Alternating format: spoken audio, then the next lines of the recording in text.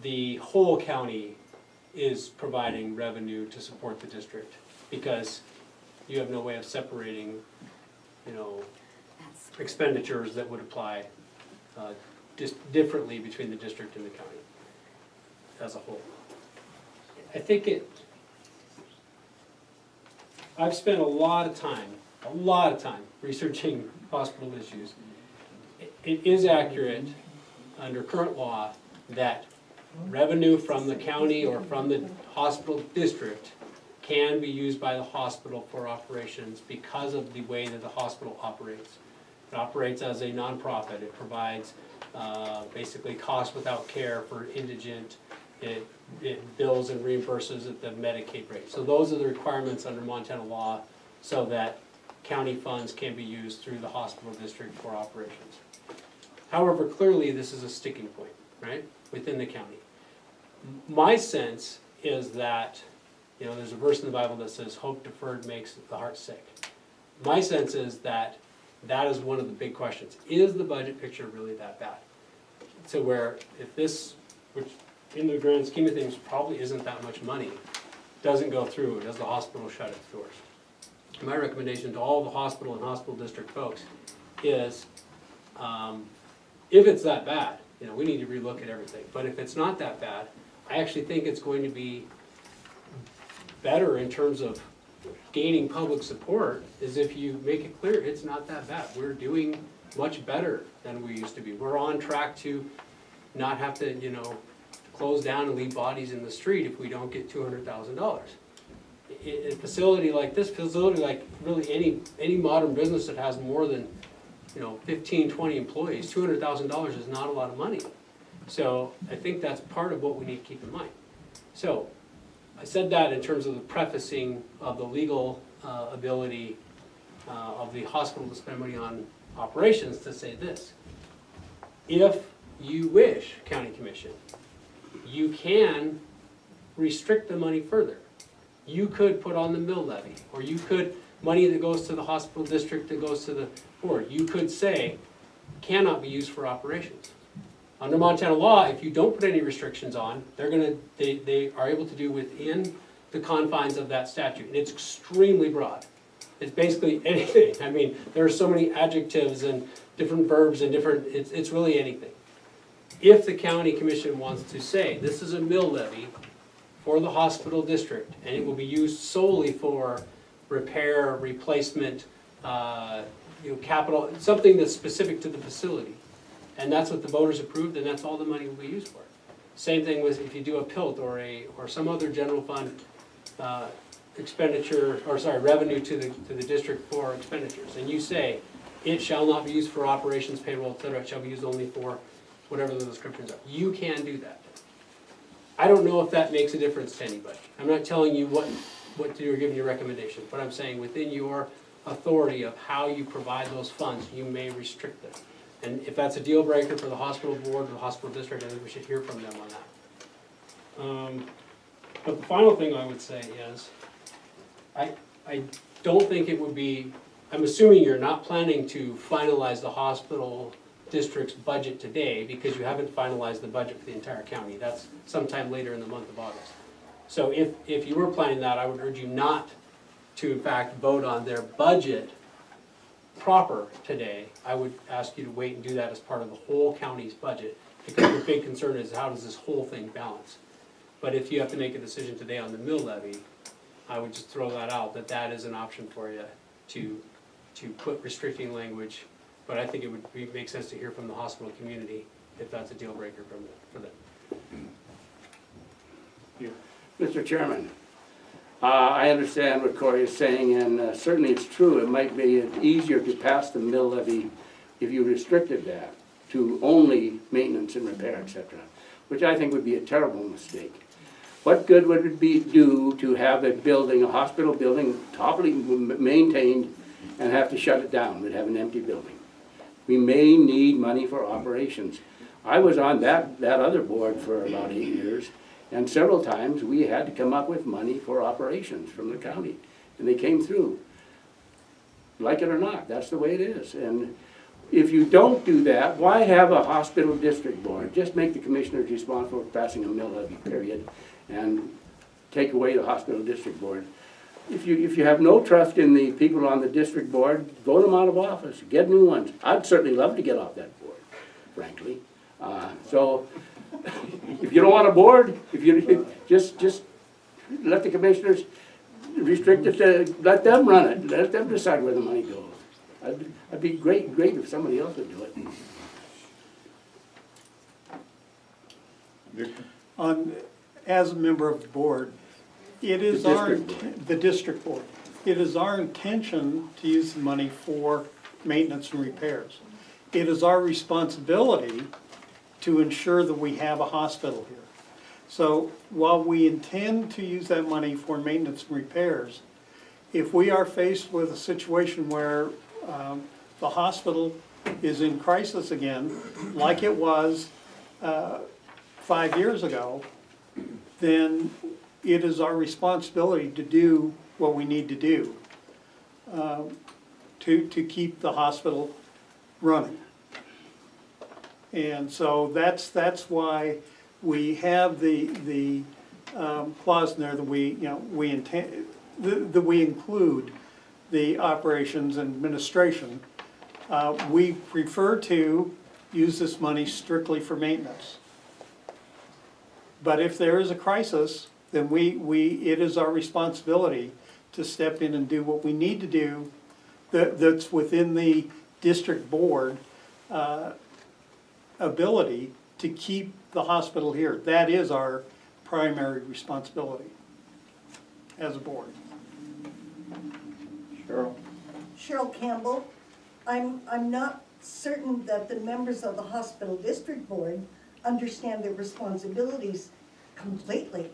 They were elected by the voters, and they are responsible to the voters. Thank you. Al? By what this gentleman just said next to me here,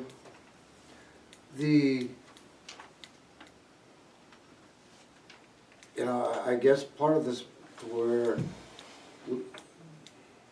the taxpayers and the local government is responsible for maintenance and repairs in this building.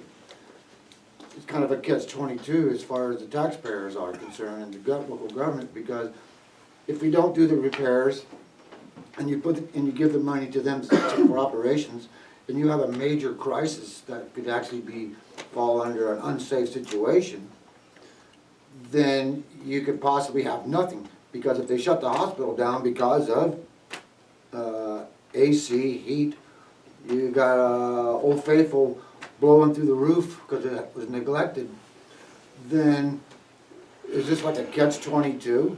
Because if they're talking over $1.3 million worth of repairs, I guess you could ask the question, what's the building worth? Because, you gotta take care of the building in order to have a business. So it's a catch-22 on the economics aspect. And so, I guess, the people will vote on the mill, but I think that it needs to be cleared, or in the last mill levy attempt, to inform the people of what exactly, how bad or how good the situation is. And I see that they talk about $20 for a per year increase of taxes on a house, but then I don't know how much does farmland go up per acre. The other one was like, what was it, $1.80 or an acre or some kind of for the 275,000. And so, there's a lot, the agriculture community got a lot of acres out there. And so what's it gonna cost them? But the whole thing is where's the money actually gonna be spent and how? Because you could hash over a lot of this stuff forever. So. Darrell? Mr. Chairman, Darrell Fulcher. Maybe we need a different approach. I mean, we have a county buildings department that I think is plenty capable of managing that building. maybe any money that comes in through a levy or from mill allocation should be run through our buildings department and let them manage it, rather than the district have to worry about that. Then there's some accountability, some oversight from the county in that respect. Just a suggestion. I got a kind of a question and a comment. I can't believe that went on this maintenance problem this long.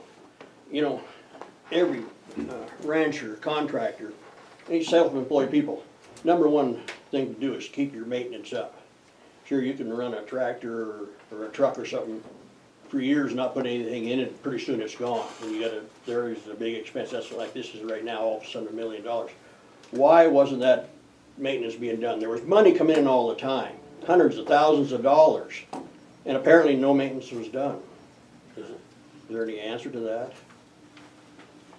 Want me to speak? Go ahead. Absolutely, you're incorrect, that the maintenance has been done, we're 10 years beyond our useful life. The maintenance has been so good, we've gotten an extra 10 years out of it, it's time to replace it. So you're talking about replacing the hospital. No. These HVAC units. Oh. John? Way I hear it, in my simple blindness, that I can't see good enough to tell all that's going on. Mathematically, in the past 5-10 years, the amount of maintenance that's been collected from the taxpayers to do maintenance on this building, it could have been replaced 2 or 3 times correctly with something modern and workable and sized according to the town and this county's size. This is an incompetent matter of procedures, of officials making decisions, what they'll allow to happen by manipulating between state statutory law and constitutional common law in this county, and the confusion is massive right now, and the penalty being paid, especially by the taxpayers, and I'm one of them. And I'll tell you what, the state and the county aren't very giving or forgiving at all. And it's going on some more. And the proof of just what I said, in the past 5 or 10 years, the maintenance has been collected from the taxpayers, could have replaced this building easily and have a lot left over. And now why can't somebody make that prove it? Or is this county so incompetent that there's not a mind or a brain in the whole county that can simply figure out what's necessary and what's correct? Thank you. Thank you. Tim? Mr. Chairman, Tim Ravendall, everybody that knows me knows I've been critical on transparency and accountability with this project for a long time.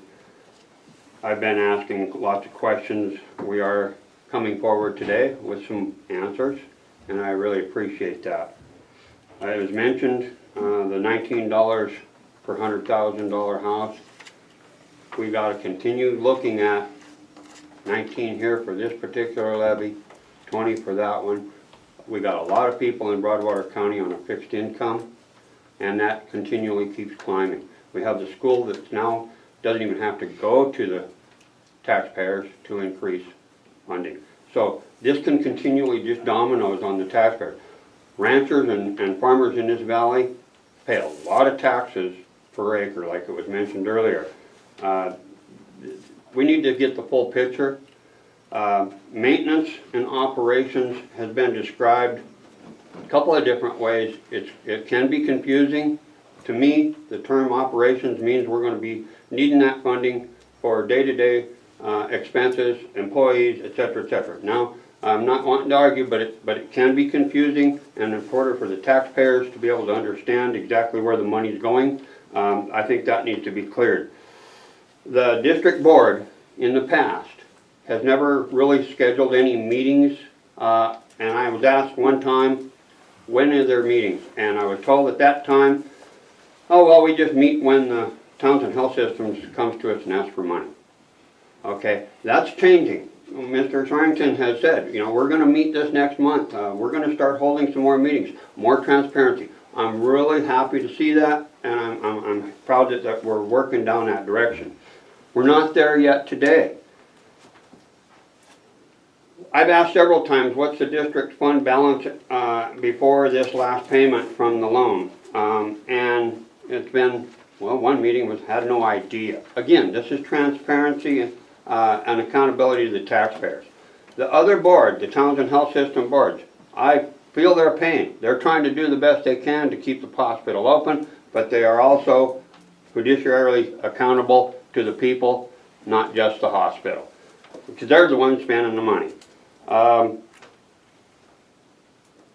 The building and the funding process is on 34 years, as mentioned earlier, and we keep hearing about we're moving forward, but we're in critical needs.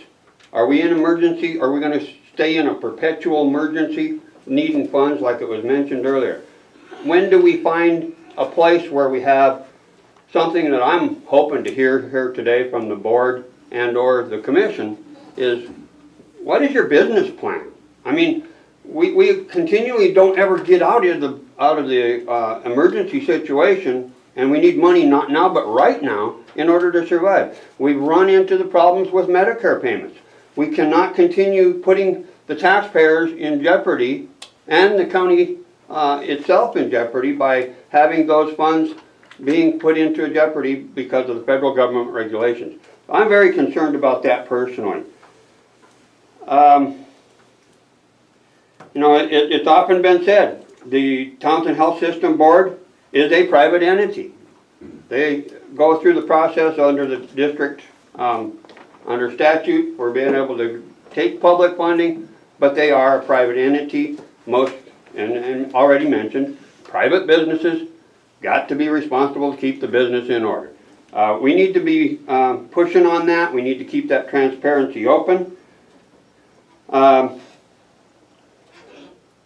What's our long-term survival plan? Again, this comes back to a business plan for coming out of this almost daily need to increase our funding from the taxpayers in order to keep it afloat. You know, we're now, and I'm not getting into the budget because that's later, but we're looking at $532,000, as mentioned earlier, to go towards taking this over. And mentioned earlier, PILT expands the definition of what the district can or cannot do with public funding, because we don't have all of the taxpayers of Broadwater County in the district. That is actually a violation of their rights. They're paying for something that they are not part of. So we got to be very, very careful on that. And I will close with a letter that I'd like to submit for the record. My wife couldn't be here, and she very seldom speaks up on these matters, but she's really wanting answers as well. And so if I may, Mr. Chairman, I'd like to read this and put it into the record. Dear Commissioners, my name is Christine Ravendall. I've lived here in Townsend for over 30 years. 2 of my children were born at the Broadwater Health Center. When my daughter was born in 1987, the health center was brand new. Now it is over 30 years old, and it's time to take, and time is taking its toll. I don't understand why BHC is in an emergency state. If the hospital levy has been in place for many years, where did all the money go? If the hospital was getting money for repair and maintenance and using it for its intended use, why are they in such a state of emergency? Were they using that money for the repair and maintenance? It's been said, we've been doing a lot of maintenance, we've been buying time, but we're in a crash again. That was my part, excuse me. Stick the letter. At the July meeting of the Townsend Health Systems, it was asked if all the money was going to repairs. The answer was an abrupt no. That leads to more questions. If this is for repair and maintenance, how much is actually needed for the next 3 years? If the money is going to cover other expenses, why doesn't anybody tell the people that? I would love to support my local hospital. I did from 2009 until last year. I used to have my blood work done there for my annual checkup. About 3 or 4 years ago, the cost of that same blood work more than doubled. I can get the same test done in Helena for around the same amount I paid prior to the 3 or 4 years ago. I try to support my community, but I also try to use common sense when budgeting and spending my paycheck. I have to live within my means, and I feel the hospital should too. Sincerely, Christine Ravendall.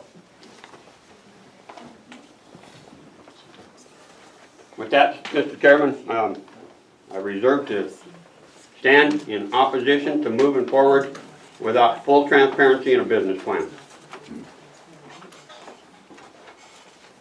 Any other comments? Mr. Chairman, Sure. we're hearing about $19 on a $100,000 home, and the little brochure that came out prior to the last levy election, taxes on agricultural land were going up 25% per acre. So just kind of put that in your think tank. That was true. The decimal point was in the wrong place. It was 25%. Shirley Wilson.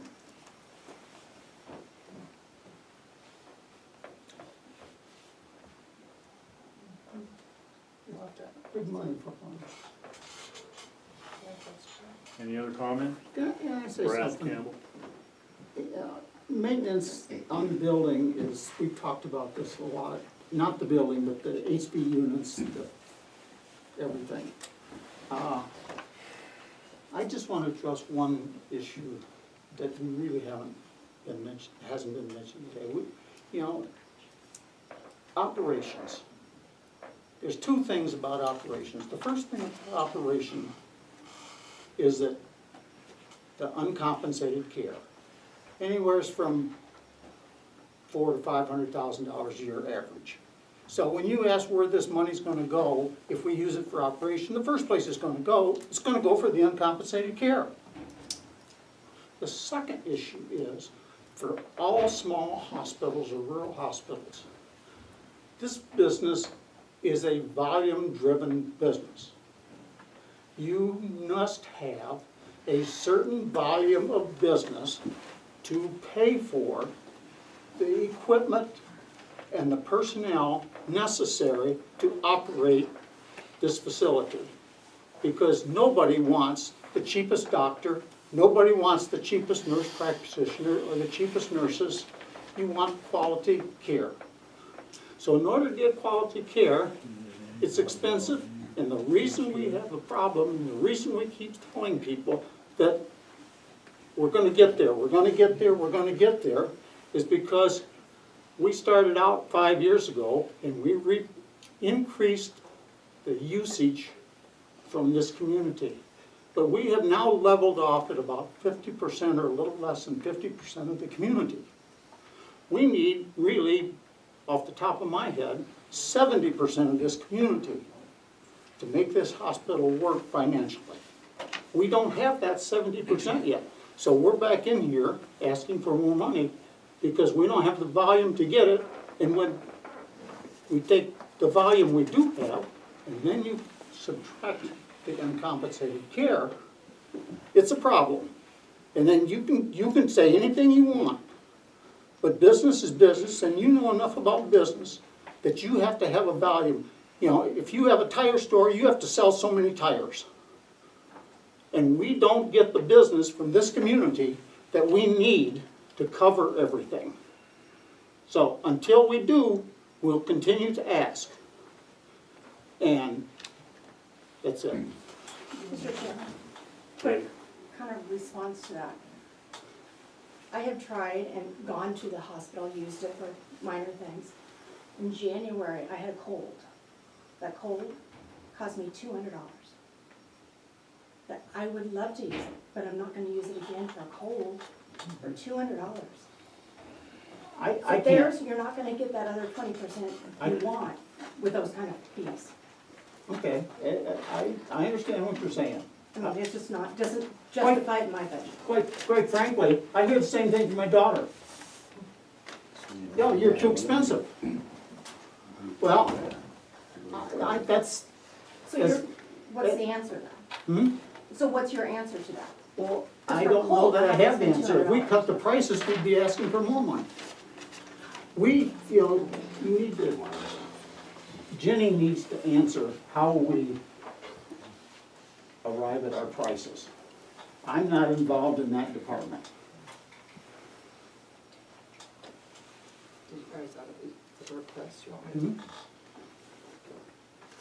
to? You see it? Yeah, I can see her. I can't speak to the clinical, what all you were seeing at the hospital. but- Sinus infection. Did you go to the emergency room or the No, clinic? so, no, that's a clinic. So the way you get billed for in a clinic is based on, all the diagnoses that happen there. So you might come in for a sinus infection, but if you come in and you say, and I have this and this and this and this, and you start to treat something else, suddenly there's another tack onto it.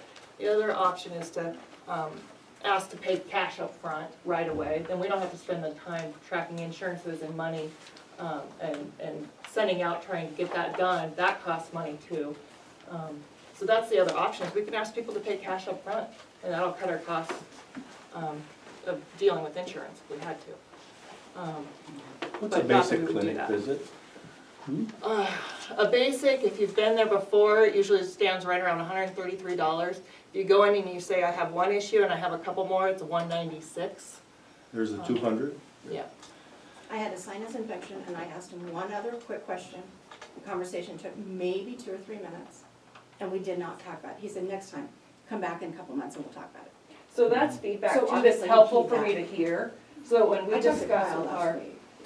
so when we discuss with our providers and feedback with our providers, because the other thing that we've just recently started doing is called a chart to charge audit. We're polling, which is something that we hadn't done in the past because we just didn't have enough people.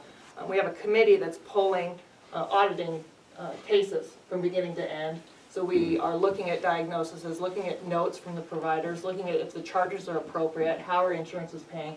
And so that's coming back to feedback to our providers, to our nurses, our board. This is a recent thing that we've just implemented. So we're taking a lot of effort to address these now, but, because like Corey alluded to, we are no longer in crisis mode at the hospital. Despite what people think that we have our hand out, we don't. We do $6.5 million in business expenses a year, so $200,000 is not exactly 100% support by the community. Not a game changer. We do have a strategy and a game plan. Every month we have a meeting with a 15-page financial plan, a strategic topic.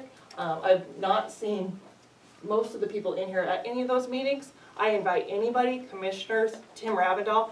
If you can't come during those meetings to call, I'm happy to come to dinner, coffee, and go through the packet, go through the strategic plan. There is accountability. There is a plan. It is working.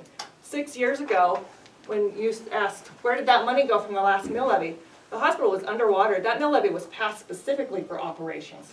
Everybody knew it when they voted for it. They were saving the hospital. That's not the case anymore. So, Would you respond to that question of, if this is restricted to maintenance, et cetera, and not operations, how? you know, Tell what your response is. I'm not on the hospital district board, I can't speak for them. The hospital, we have $1.2 million over the next couple of years that we need in capital improvements. So it's reasonable to assume all that money is gonna go to repairs. Now, if something, God forbid, happens, I don't wanna say it out loud, but something happens to the provider, or half of my staff gets hit by a bus and I have to bring in people to save the place. I don't have a crystal ball what happens, but we are not drowning anymore the way we were. We're here for the community, hopefully. We have 22 people in 25 beds over at the hospital right now. We are being utilized. Those are homes for half of those people there. So those people would have to go somewhere else. We have a backup plan, but we do need support from this community, and we want to be here for you. We want to provide quality care. I want to hear feedback and opportunities for improvement for everybody. This facility, everybody loves their jobs there. We love the care we give. We love to be able to be here. There's the amount of money that we use, even what we spend at Bob's and the hardware stores, just the hospital alone, our own vendor usage of locals. I saw Tim Ravendall posted somewhere, use local, buy local, posted the thing of Broadwater Ford. It's no different for the hospital. I mentioned the other day, I have a gentleman who has to get a blood transfusion who can't afford to drive to Helena. So that cost to go to the clinic if you're gonna put the gas and anything else you might previously spend in Helena, it's right here, your service is here for you. You don't have to spend that money to go get your blood transfusion every month, it's here, we can do that. I don't know, is there any other questions? Mr. Chairman, Yes, Vicki. Vicki Rouser. Jenny, I have a question for you. Approximately what are the average accounts receivable at the hospital?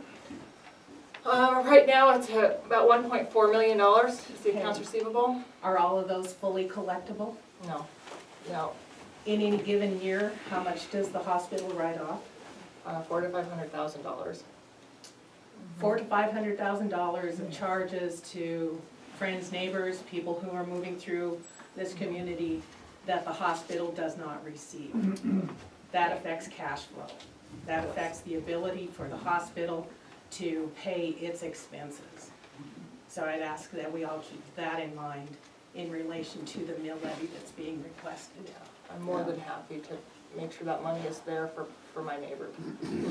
And that's what I call uncompensated care. That's the $400,000 to $500,000 that's not collectible. And isn't most of it emergency room charges? A lot of it is emergency room A lot of it charges. is. Yeah. The things that are working are diagnostic imaging, lab, the ancillary services, and those are supporting us. Corey? A question for Tim. Would you support the mill levy if it was restricted to maintenance only and not operations? Mr. Chairman, Mr. Swanson, that's what I was gonna go next. We're looking at 70% needed to break even, according to what was just said at the hospital. We can't stand out here on the highway and hold a gun to the people's head to make them come to our facility. The big question around here has been on maintaining that building and using the taxpayer dollars to do that as required by the elected body in this district. So yes, to answer that question, if the commission would be to consider putting those restrictions on this mill levy, I personally, and I know my wife, would come on board so that we know where our money is going and that it's being spent responsibly, without having to worry more about transparency. I think that would clear up a lot.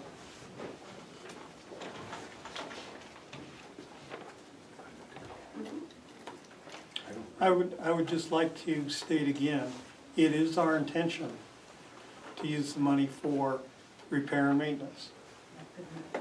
Mr. Chairman, without that in writing, we have no assurances as the citizen taxpayers. No, and the reason that, again, that we wrote the request as it is, as Jenny said, none of us have a crystal ball. If the hospital is threatened by a crisis, like the nursing home being shut down, that's where we have to step in. But it is our intention to use the money for maintenance repairs.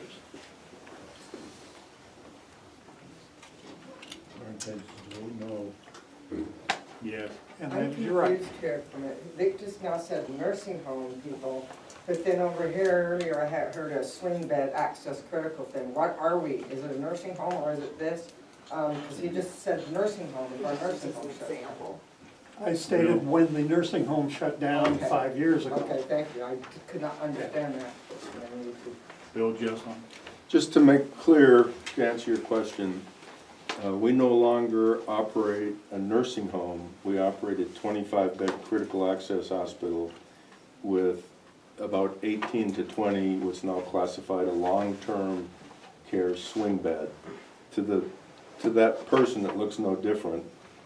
And the really important part is those beds can be filled with county Medicaid people. Medicaid is generally for people who don't have enough money to pay for that care. So as far as what's changed in the look of the resident, it hasn't changed. What has changed is the reimbursement model, how we help cover those costs. So it was a financially responsible change the hospital district made, the THC board made for operations.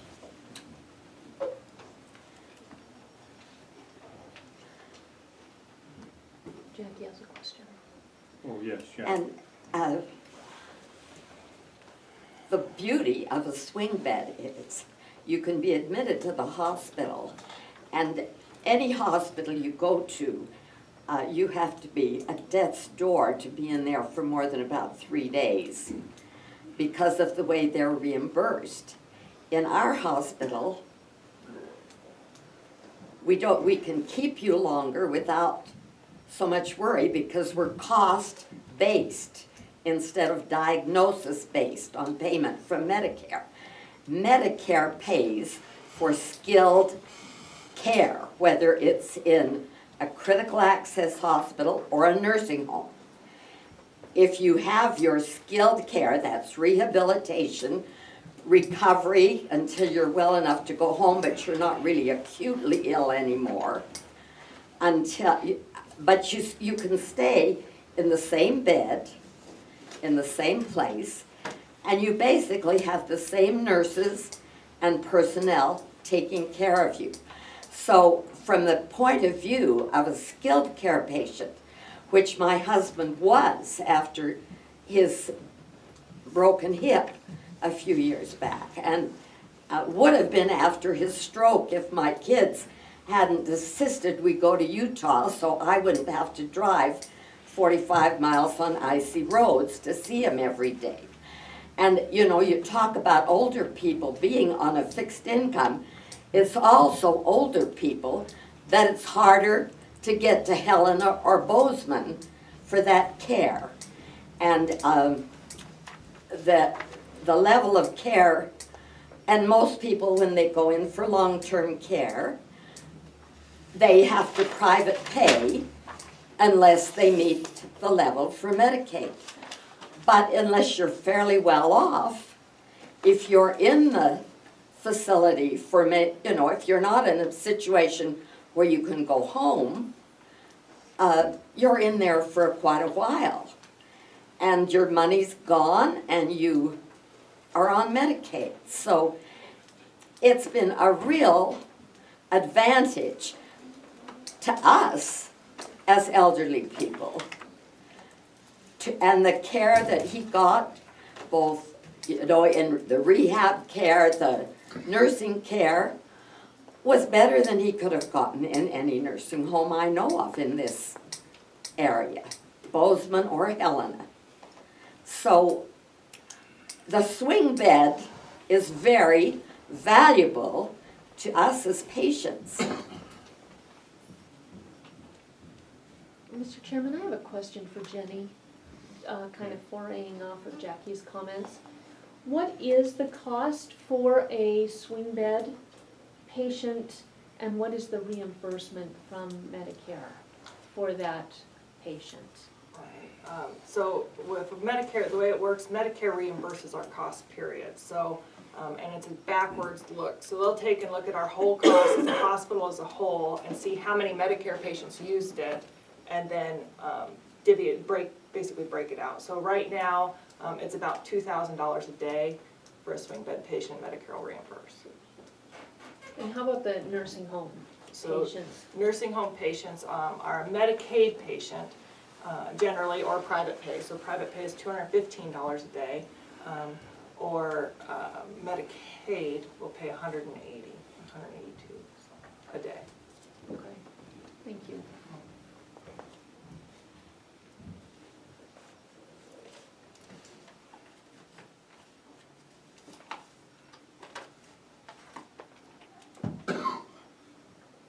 So if there isn't any other discussion, we'll move on to close the public hearing.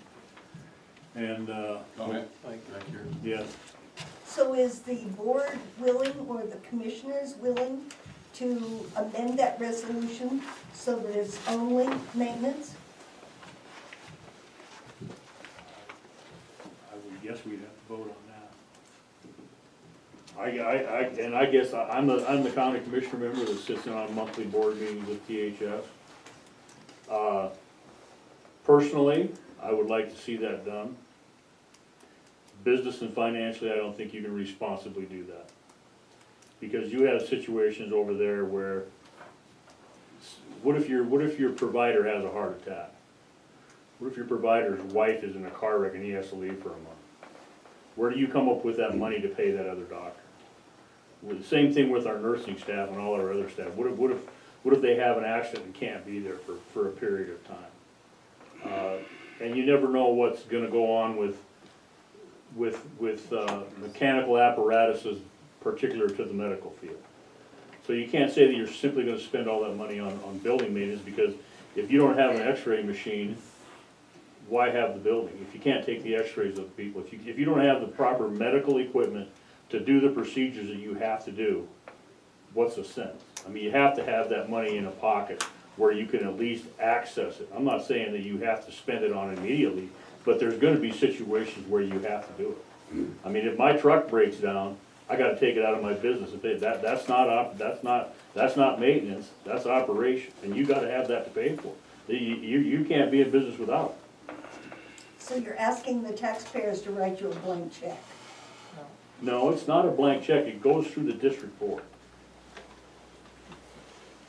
You know, I think another thing is, I sit on that board every month, and I've watched those financials go through.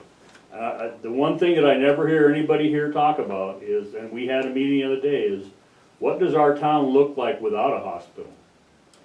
I'll tell you the first thing you can do at the county, 1/5 of all employees are gone, because that's how much the impact of losing that payroll is gonna be on the county budget. So when those employees are gone, we're down to 4 days a week, and some people are gonna get laid off.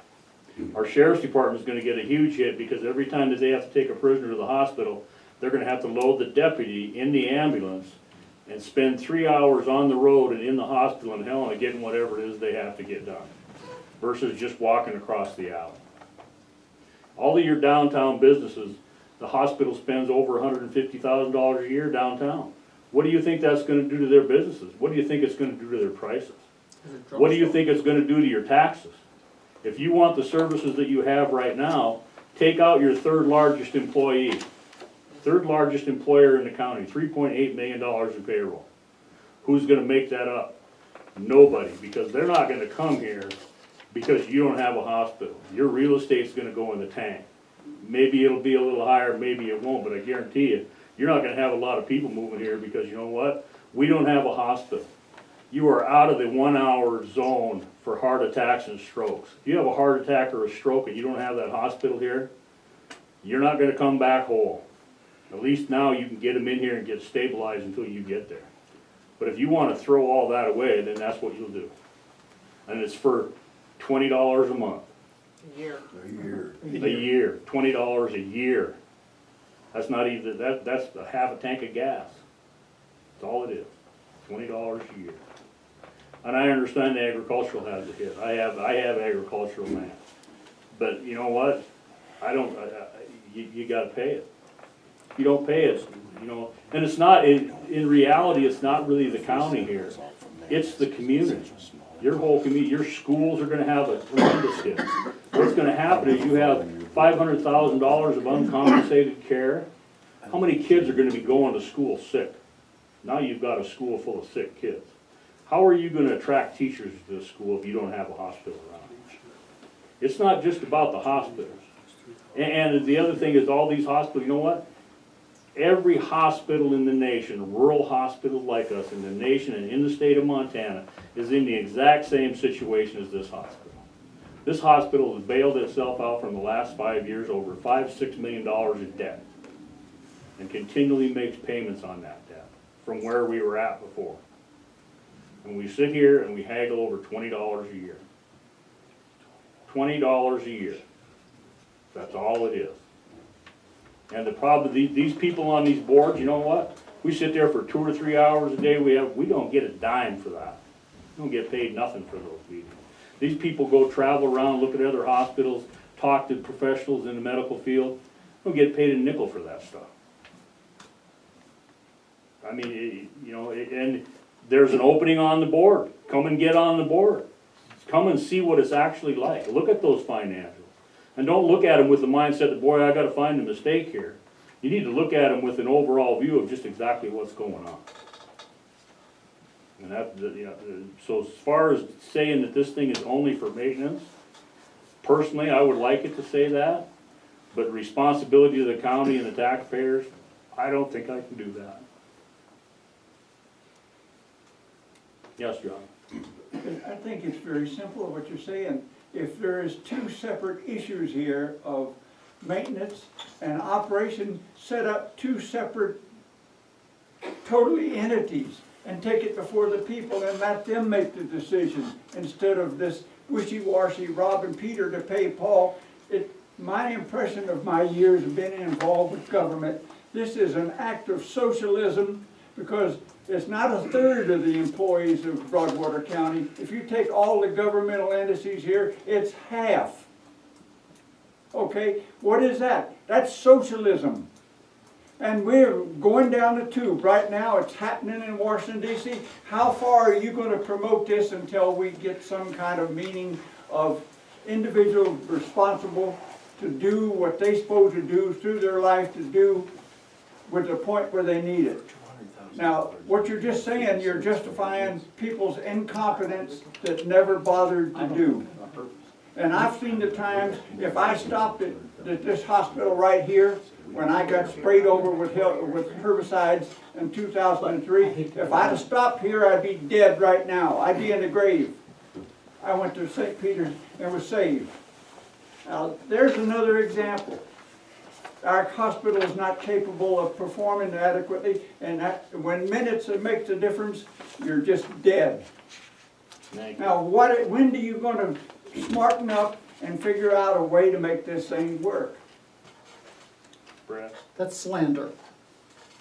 Thank you. Tim? One last thing, Mr. Chairman. It was mentioned earlier about the two boards working together are looking at a backup plan in case that things don't work out as the crystal ball would like it to work out.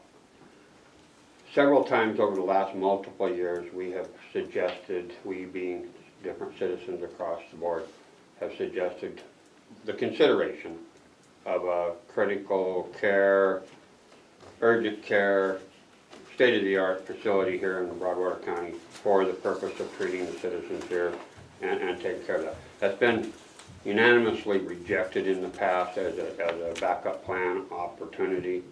So just because I think it's important to include in the discussion, maybe we need to look at different options here for the community in order to keep critical care.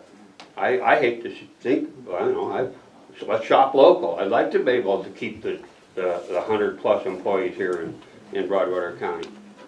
But there's also a bottom line of how far we can continue, and that's why I've been in the past been critical of this, and I would like to be able to see just make more and more transparency. You knew I wanted to say something. Just the fact, our emergency room last year served over 1,000 people. Our hospital, the county holds about 5,500 to 6,000 people, and we know the north and south go in a different direction. So if you say we serve an area of about 4,000 people, that's about 1/4 of them used our emergency room last year. I'm talking about the clinic, and so when we talk about urgent care, you lose that emergency room. I mean, it's a purpose, and it's here. I know it's expensive, but I know where I live. I would not make that 1 hour. If they didn't come up Deep Creek and get me and took me to Helena, I'd be dead. So the emergency room here is well used, and it serves a great purpose in this county. And so you can contrast that to the question about urgent care. And the emergency room is the most expensive part of the services offered at the hospital. So I don't think having just an urgent care, or whatever you're suggesting, would be any cheaper for the taxpayers. Jenny, would it indeed be Less expensive or more expensive? It'd be more expensive. You're still having to staff a 24/7 staff, and you wouldn't have all the extra services to fulfill it. You can't have an emergency room and not have an x-ray machine or a lab when somebody comes into an emergency room. Oftentimes they need that blood work right away. So it all works together. It's not, you can't just take one piece and think it's gonna stand. But I appreciate the input. And, Yeah. Mr. Chairman, and I agree, they need to be combined and they need to be working together as a unit, for sure. But again, when we look at the overall ability to provide the service, an urgent care center, if you use that title, with an emergency services capability, not, you know, because I mean, our urgent care centers in Helena, Mr. Chairman, they usually treat the got a cold and, or, yeah, you just need, and then they go on to a hospital from there anyway, in a critical situation. So 90% of the things that we have happen in the county here, are needing to have initial treatment. And we just, I just like to be able to see more than just one option on the table on behalf of the citizens. That's I guess why I keep coming back and saying, please don't just go straight to the same old book, and let's make sure that the public has full understanding of what all the options are. Mr. Chairman, thank you. Thank you. Mike, Yes, go ahead. we're out of the public hearing, right? Yes. I would like to move that we adopt the resolution as presented and allow the citizens to make up their own minds regarding a mill levy vote for the hospital. Is there a second? I'll second. Motion been made and seconded to submit mill levy as presented by the hospital board in November election. All in favor? Aye. Opposed? Motion carries 2-1. We told you once before. Okay, now we can go to the hospital district board certified budget. Yes, Mr. Chairman. Do you want me to start with going over the budget again, the budget figures? We can. The big thing to talk about that's different is the request for $320,000 in additional funds. That's totally unprecedented. And is it justified? We think it's justified, necessary, and proper. Do we think we'll get it? Not for a minute. So we're not expecting you to fund that. You can't. You don't have that kind of money. I know you don't.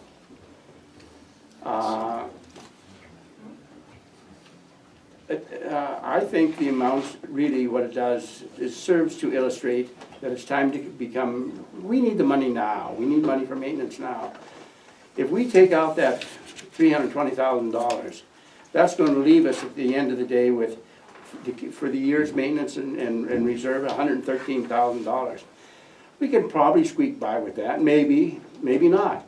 You know, last year alone, we had to spend about $110,000 in emergency repairs. That was for the generator and rebuilding that bathroom and adjoining room. What would have happened if we couldn't do that? If that generator was not repaired, they're going to shut down that hospital. We need the money. It's really, I think it's time for the public to realize that it costs money. They have to get realistic about costs of maintaining our county-owned building. And about, it's time for the community to think about whether we really want to have a hospital. And that's what it's about. That money, that request is about that. Do you really want a hospital or don't you? Somehow the county's gonna have to come up with some money, not $320,000, I don't expect that. But if you did, that would be wonderful, but I don't think you can. Really, do you want a hospital or don't you? Because that's what it comes down to. There's hospitals all over this country closing now, small hospitals. It's a reality. And the ones that are open are paying higher mill levies than what we're asking. By far. And this budget has nothing to do with the mill levy. If I may, Mr. Chairman, your comments, Hugh, I appreciate them. One of the things that I've gotten a slew of phone calls on is the hospital mill levy, and this kind of goes into it. And what I'm hearing from people is, We want our hospital, but we're mad that taxes went up so much last year. And what I keep telling people, and we've talked about it in these meetings a number of times, is county didn't raise your taxes, the hospital didn't raise your taxes, the school didn't raise your taxes, the legislature raised your taxes. They proposed a House bill, it's number 647 if anybody wants to look it up, that actually took their general fund responsibilities at the state level and pushed that onto property owners around Montana, including Broadwater County. Many of our folks saw an increase of 23% in their property taxes last year. This was not for or by the county. It was a legislative bill that passed our legislature and passed on state responsibilities to taxpayers. It's supposed to only be for 2 years. I believe that had more to play with the failure of the mill levy than I think a lot of people understand, because most people don't know why their taxes went up the jump that it did. It has nothing to do with this county, it has nothing to do with the hospital, it is the legislature. It's supposed to be for just 2 years. And I do know that a slew of county commissioners across the state are going to do everything they can to hold the legislature to that, because what they did was underhanded and wrong. But everybody here needs to know why your property taxes jumped. It wasn't for or by the county, the hospital, the schools. It was by your legislators, and they need to be held accountable. But again, it's supposed to be for 2 years. We're going to do all we can to make sure that that is the case. Thanks, you. Did they move the income tax to Yeah, property Court. tax? I have a question on the lease of the facility. So right now, as I remember, we structured the lease so that THS leases the building from the hospital district, and that payment goes to pay off a loan, correct? And what's that monthly payment? And when is that loan likely to be complete? You guys know? You talked about the intercap loan? Yeah. That we're paying. The last payment's due August 15th, and it's $98,000-ish. And so, And then that'll pay it be off, done? it'll be done.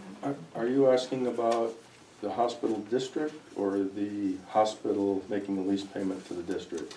So there's a requirement in the law that if a hospital district incurs a debt, it has to have revenue commensurate with that payment, because it doesn't have really any other thing that it can do to pay that off. So there were 2 debts that the hospital district had. One, the mill levy that is now complete, was the revenue matched against that debt in order to pay that off. And I don't remember which. That's the intercap one. That's the intercap. That's the last Yeah, payment. that's the intercap one, and that loan payment is due on the 15th of next month.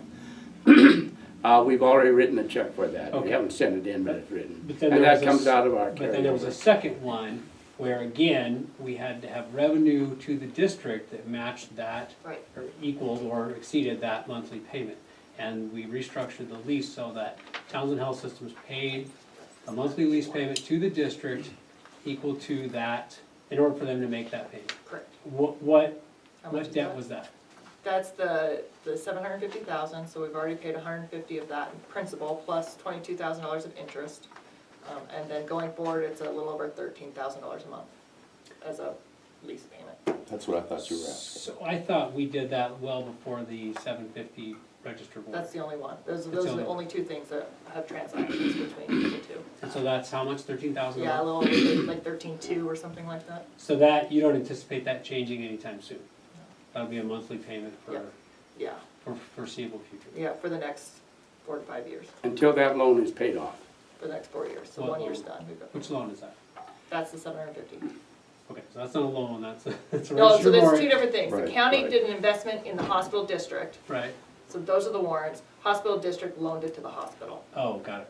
So the hospital has to pay lease payments back to the hospital district so that they have revenue to make the warrant payment. Okay, so that revenue is not changing, is what you're saying? Correct. Okay. Okay, that's another question. So what we just heard from Mr. Van Swergen is that we're talking about repairs that need to happen now prior to so if the mill levy passes, The soonest that it would be assessed is